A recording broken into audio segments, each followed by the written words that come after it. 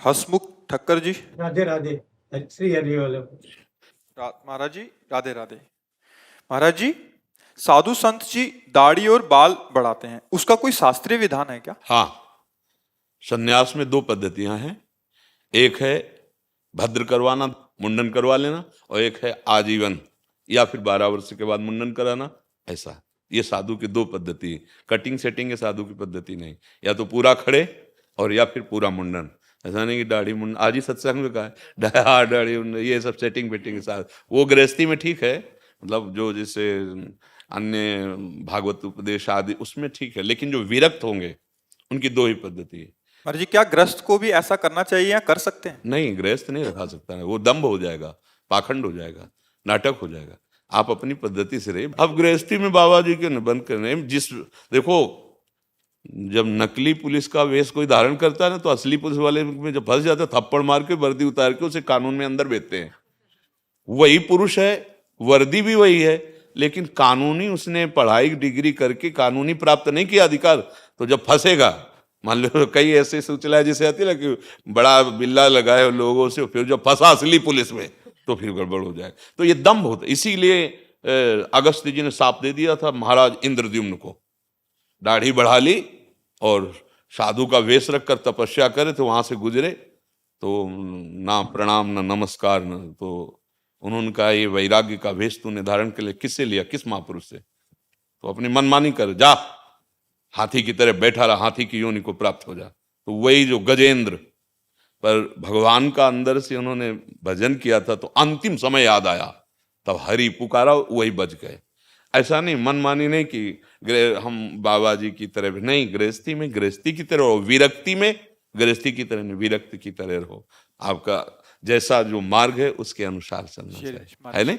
महर्षि, आज बहुत जने देखे जाते हैं कि जैसे आपको हम संन्यास वेश है पीला या लाल, तो वो पीला ओढ़ लेते हैं या बड़ा लाल। भारी अपराध है। अब तो मनमानी तो सब लोग कर रहे हैं, आज गुरु मानी कहाँ कोई चलना चाहता है।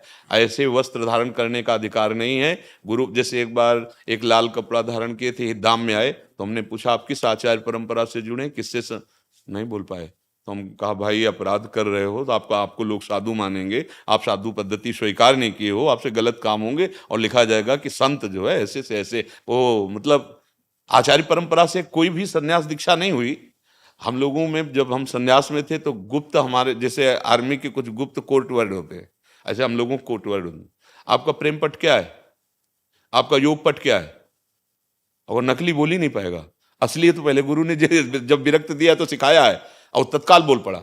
नहीं बोल पड़ा तो वहां कोतवाल होते थे, कोतवाल संतों में, वो गेट के अंदर नहीं घुसने देंगे, वो कपड़े उतरवा लेंगे। पाखंड नहीं, नाटक नहीं, तो नाटक करेगा, सब संतों को गालियां मिली।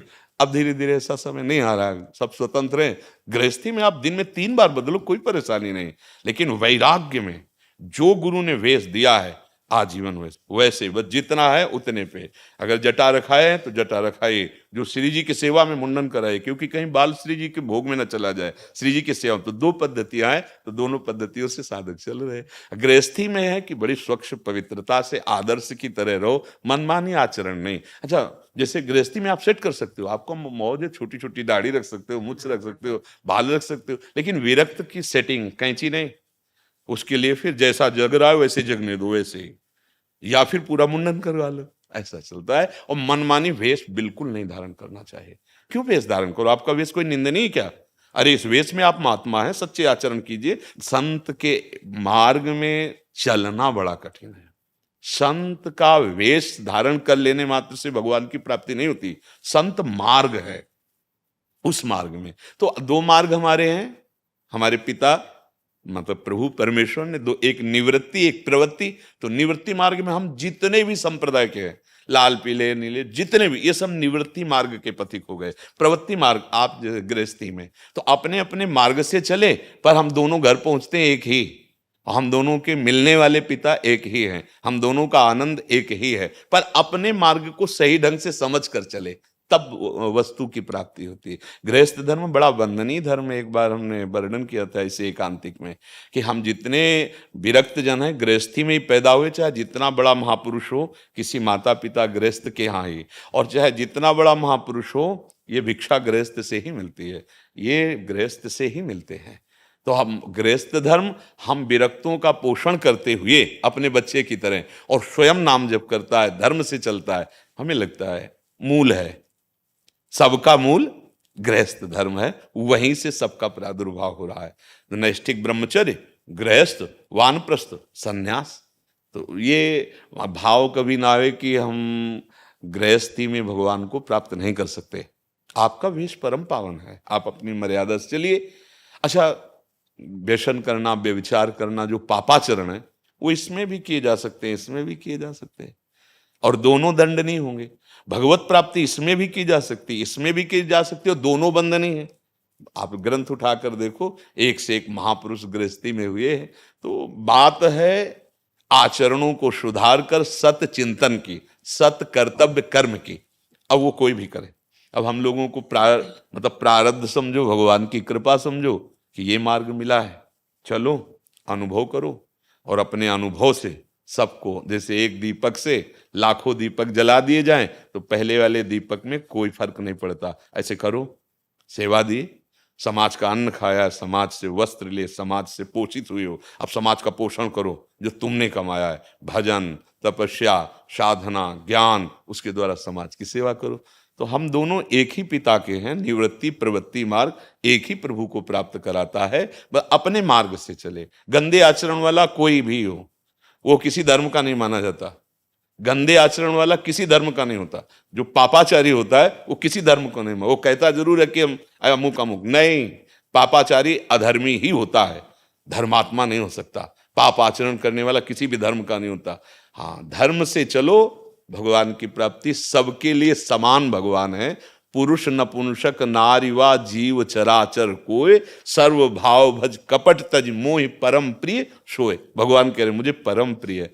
देखो, दंडकारण्य में बड़े बड़े ब्रह्म ऋषि विराजमान थे, लेकिन जो सबरी माता को प्यार मिला वो ब्रह्म ऋषियों को नहीं मिला। भगवान किसी ब्रह्म ऋषि की कुटिया में नहीं गए। आप विचार, जो थोड़ा दैन्य थे कि भगवान हम पे भी कृपा करेंगे, तो उनसे पूछ लेते थे कि सबरी माता का आश्रम किधर है, मतलब संभाषण करके देख लेते थे। और जिनको था कि मैं फलाहारी, जितेंद्री, ब्रह्म ऋषि, और वो तो हे भाव सबरी के प्रति था ना, भीलनी थी, भगवान ने देखा भी नहीं, उधर देखा भी नहीं। और माता सबरी को जो प्यार मिला, बड़े बड़े ब्रह्म ऋषियों को नहीं मिला। प्रभु सामने बैठे हैं और सबरी ऐसी भाव में भी, और उसे कुछ पता ही नहीं क्या करूं क्या न करूं। पहले तो सोचती थी प्रभु आएंगे, ऐसा करेंगे, ऐसा। जब प्रभु आए तो इतना भाव विकल हो गई। और शास्त्रों में भी और संतों से भी सुना है कि भगवान ने सबरी के चखे हुए बेर पाए। वो भाव से चखती है ना, कि कहीं खट्टा बेर प्रभु को ना लगे, तो प्रभु भाव पाते हैं।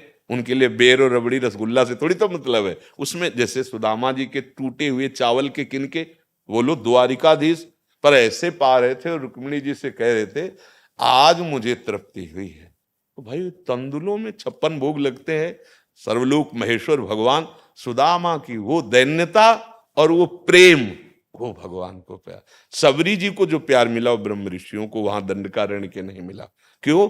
दैन्यता, मैं नीच अधम। भगवान से कह भी रही, अधम ते अधम, अधम अति नारी, तिनमा मैं मतिमंद अघारी। प्रभु, मैं तो मतिमंद और पाप से युक्त अधम, ये भगवान को बहुत प्यारा लगता है।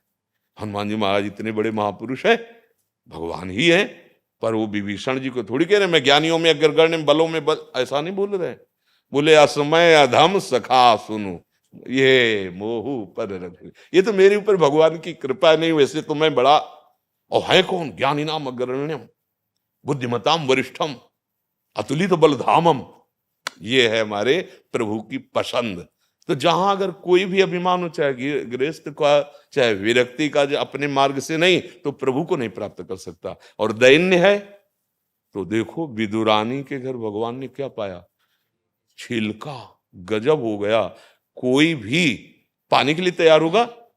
विदुर जी आए, देखा कि गुदा तो फेंक रही, छिलका है, छील के ये क्या कर रही हो? भगवान ने कहा वो स्वाद लई है, वो स्वाद लई। क्यों? देहातीत अवस्था प्रेम में डूबी हुई। जो बात केवल भगवत प्रेम की है, आचरण की है, पवित्रता की है। दोनों मार्ग से भगवत प्राप्ति, गृहस्थ और विरक्त, एक दूसरे का अनुकरण करने की बात नहीं है। संतों की बात मानो और उनके अनुसार चल दो तो मंगल हो जाएगा। अब आप लाल पीला ओढ़ करके ऐसे तो अमर्यादित चेष्टा नहीं करनी चाहिए, अपनी अपनी मर्यादा में रखना चाहिए। भगवान ने दो मार्ग बनाए, जैसे अपने रोड में है ना कि भाई बस यहाँ से चले, साइकिल वाला यहाँ से, पैदल यहाँ से चले। ऐसी भगवान ने विधान बनाया है कि आप अपने अपने धर्म व्यवस्था के अनुसार चलो और हम मुझे प्राप्त हो जाओ।